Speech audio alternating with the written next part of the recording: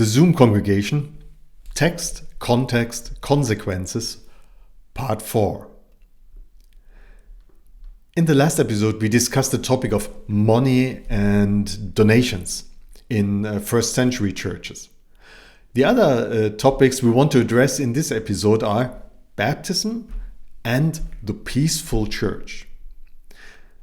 What do you know, what can we read about baptism in the first century?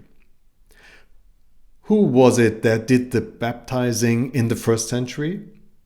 Or to be more precise, who is mentioned in the New Testament? Of course, we read about John the Baptist again and again, but there are others as well. For example, we read in John 4, verse 1, and that's the English translation of the German Neue Evangelistische Übersetzung. Now, Jesus learned that the Pharisees had heard that he was gaining and baptizing more disciples than John. So, Jesus baptized? Oh, wait a moment, what does the context say?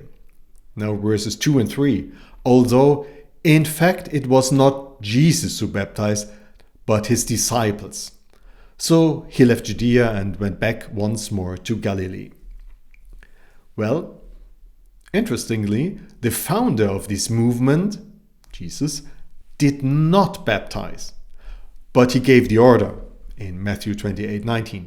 So we learn that Philip baptized in Acts 8:38.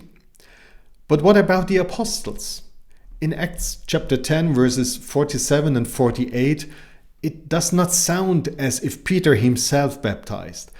And in Acts 19, verses 3 to 6, it doesn't sound like Paul baptized either.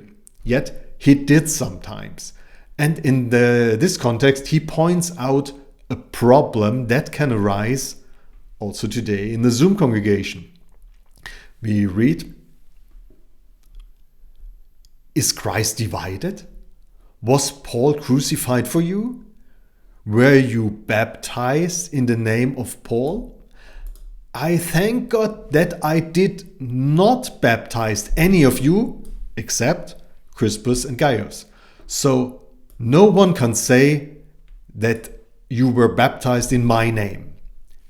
Yes, I also baptized the household of Stephanas. Beyond that, I don't remember if I baptized anyone else. For Christ did not send me to baptize, but to preach the gospel, not with wisdom and eloquence, lest the cross of Christ be emptied of its power." These are his words in 1 Corinthians 1, verses 13 to 17. That is a good argument why we so often find the information in the New Testament that a person or persons was baptized and not that so-and-so baptized a person. And that brings us to the next and last topic for the day. It's the peaceful congregation. Sometimes the idea of doing it like the Christians in the first century is also based on the wish that everything will be all right then, because you're doing it right.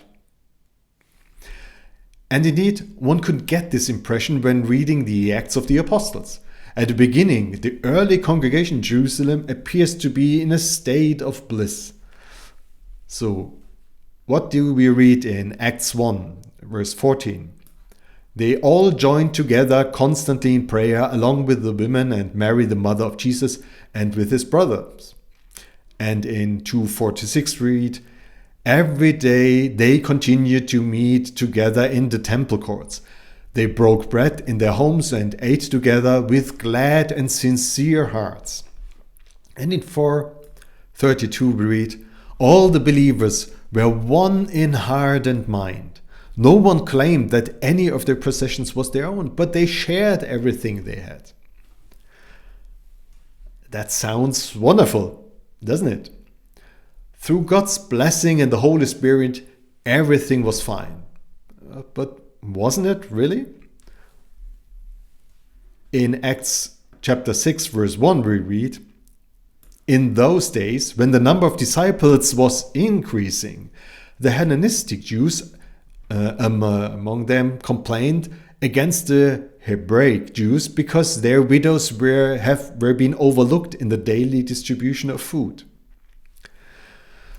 So, soon there was dissatisfaction, as we read, when the number of disciples was increasing.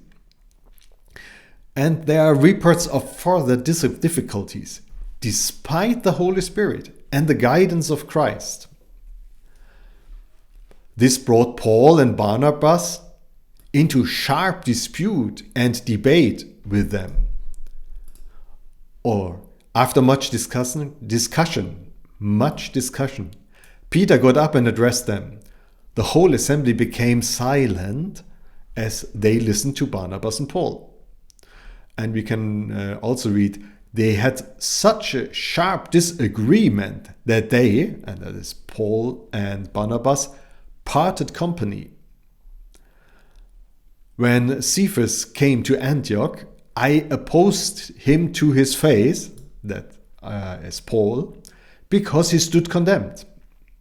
These are the words in Acts 15, verses 2, 7, 12, and 39, and Galatians chapter 2, verse 11. And in 1 Corinthians 3, verse 3, Paul addresses an issue that surely also existed in other congregations. You are still worldly, for since there is jealousy and quarreling among you, are you not worldly? Are you not acting like mere humans? There are many other texts that address certain problems, but these are enough. Maybe we shouldn't do everything exactly the same as the first century Christians after all. At least, not that part.